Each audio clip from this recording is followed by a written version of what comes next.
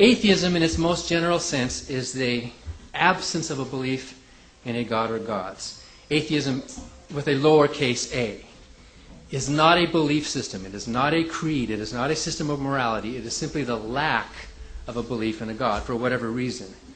Most agnostics are atheists by this broad definition because the word God could mean anything. And you can't possibly disprove the existence of something that is not clearly defined. Such a God is fictional. Such a God does not exist. First, I will give you my lowercase reasons, and then I will give you some positive uppercase A reasons for this claim. First of all, it's the lack of evidence. If there's anything that's obvious, it is that the existence of God is not obvious. Even the Bible says that. Truly, you are a God who hides himself. Because if there's a God, where is he or she or it? Now, some people say that the absence of evidence is not the evidence of absence. But I disagree. If something is truly non-existent, then the only evidence we could possibly have for its non-existence would be the absence of evidence for its existence. The absence of evidence is not proof, but it is certainly evidence. If God is obvious, if God does exist, if there is evidence for him, then why are we having this debate? We don't debate things like gravity. We don't debate things like, who is our president, or does Saudi Arabia exist as a country? We know these things by evidence. If there is a God, if there is evidence for a God, then why are there unbelievers? Why are there atheists?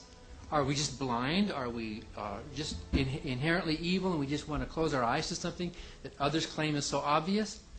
The very existence of 1 billion non-believers on this planet, it's not proof, but it is certainly evidence. I offer myself as Exhibit A.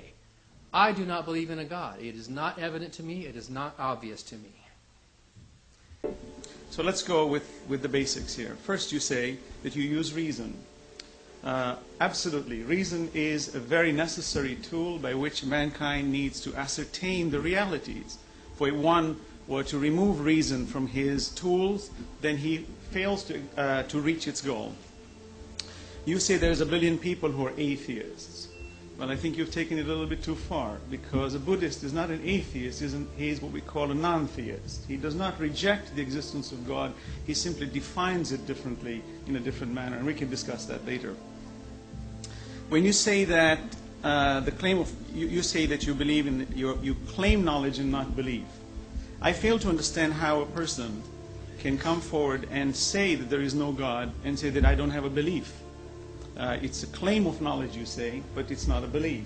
And I don't understand that difference. When you say lack of evidence, it's amazing that in all the debates that has been taking place between atheists, such as people like Bertrand Russell, as you all revere very much the atheists that do, you find that this argument of design is so conspicuous, it's staring and glaring in one's nose, yet you simply say, well, this is just to be discarded as just a mere existence of some primordial soup that came into existence out of nothing with nothing, by nothing, through total probabilistic game, which is absolutely impossible from all standards of logic and reason, as we would say. So the interesting fact is that, yes, reason is a necessary entity, but something that is so prevalent, that is so clear about the system of design in the universe, and to reject it and simply say that it has no purpose, no design, no meaning, it just came out of nothing, going nowhere, with no meaning, I think that is really, really stretching the issue way beyond reason. It becomes totally unreasonable, and that's the question. I would also ask you, and I will ask you if I get a chance, Hassan, if you do expect me to disprove God, then tell me what you would accept as a disproof. The principle of falsifiability, I think, is useful. It may not be 100% perfect, but it's useful. For any statement to be true, there must be things that can be said about that statement which, if true, would make the statement false. And the failure to prove these falsifiable statements true strengthens the truth claim of the original statement. Now, I expect Hassan is going to give some of these arguments for the existence of his God, and I will attempt to rebut them during my rebuttal time and attempt to show that many of these arguments are basically just God of the gaps. They're arguments from ignorance. Another evidence for the non-existence of God is that all these God believers claim, virtually without exception, that believing in God makes you a better person, makes you more moral. Believing in God is how you can live the good and right life. But when you look at the lives of believers, you don't see better lives. You don't see... Muslims are not more moral people than atheists. They don't love their children anymore. They don't provide for charity anymore. Muslims, Christians, and Jews were just about the same. In fact, in America, non-believers score better than Christians do on a lot of these moral, charitable things. And if there is a God who gives us these absolute moral standards, then why do no believers agree on what they are? So when you say something is falsifiable, how do you prove, for example, what do I expect from you? The very basic question that we're debating this issue is, if you and I did not exist, why would we be debating?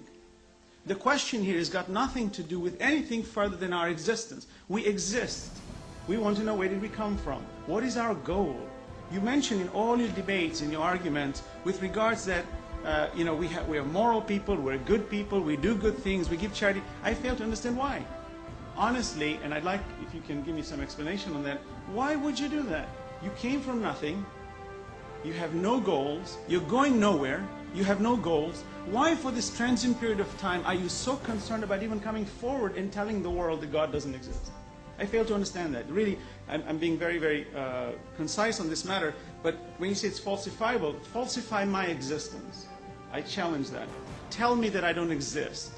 Because the minute you discuss your existence and my existence, you and I have to go back and question the integrity of where did we come from. And that brings me to the next question. I've noticed, for example, that you speak about God.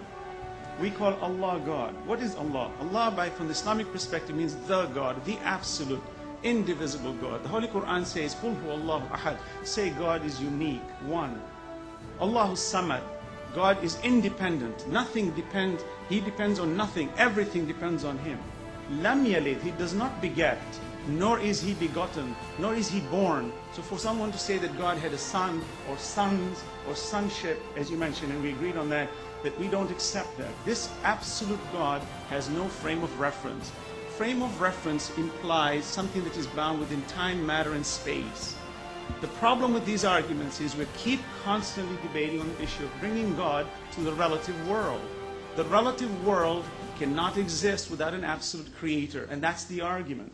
You keep arguing on the issue of God in the relative sense. God is not transient. He is the necessary existence. We are the transient existence, meaning that you and I can exist or not exist. There's an equal chance, as one would say, that a person who exists, who is dependent, cannot cause his own existence. It can tip either way. There has to be a higher necessary existence who is the immovable mover, who is not bound in time, matter, and space. So every time you ask questions about matter, is God a mind? Is He thinking? Does He have gray matter? That's, again, a matter of relative discussion. When we say that God is bound in time, how did He know tomorrow? Tomorrow is not a substantive matter to question about God. God has no tomorrow. He knows. His knowledge is infinite in the absolute sense of the word. And absolute cannot be defined, but we understand it indirectly, for this relative universe can never exist without an absolute creator. On September 11th, Hassanain, those God believers who committed that act of terrorism had a foreknowledge of the evil that they wanted to do. They had a belief in a God, they had a belief in a heaven. And it's not only Muslims, but it's believers of all stripes who commit horrible acts. What if you had known what was in the mind of those terrorists? What if you had known about it in advance? And what if you had the ability to stop it without any risk to yourself? Would you have stopped them? I would have. I'm sure you're a good man, and you would have stopped it. You would have stopped the bloodshed. You would have stopped the trauma. I would have, as a good human moral person.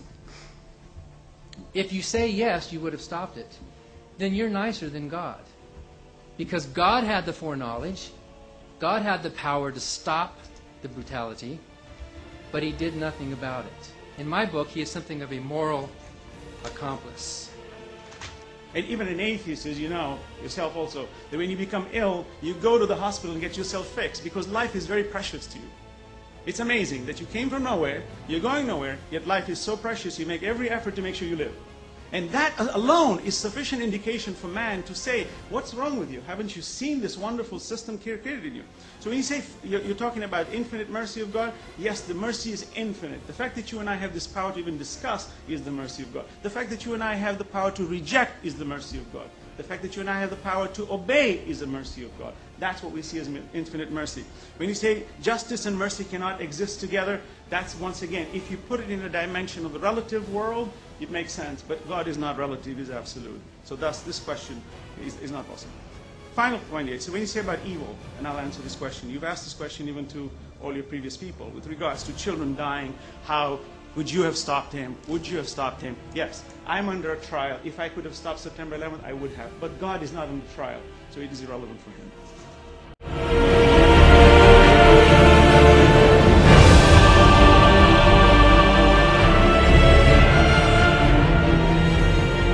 Well, you also have the opposite presupposition. I don't see how either one is more merited than the other. From the Islamic perspective, is humans were created not for this world, but for the next world. This is what my presentation was for.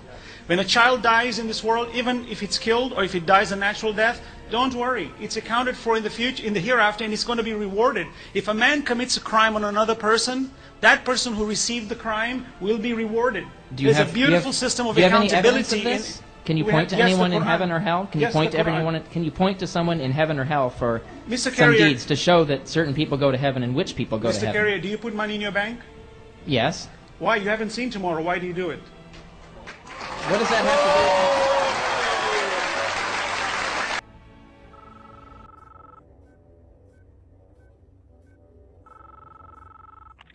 do? I know you're out there. I can feel you now. I know that you're afraid. You're afraid of us. You're afraid of change. I don't know the future. I didn't come here to tell you how this is going to end. I came here to tell you how it's going to begin. I'm going to hang up this phone, and then I'm going to show these people what you don't want them to see. I'm going to show them a world without you. A world without rules and controls, without borders or boundaries.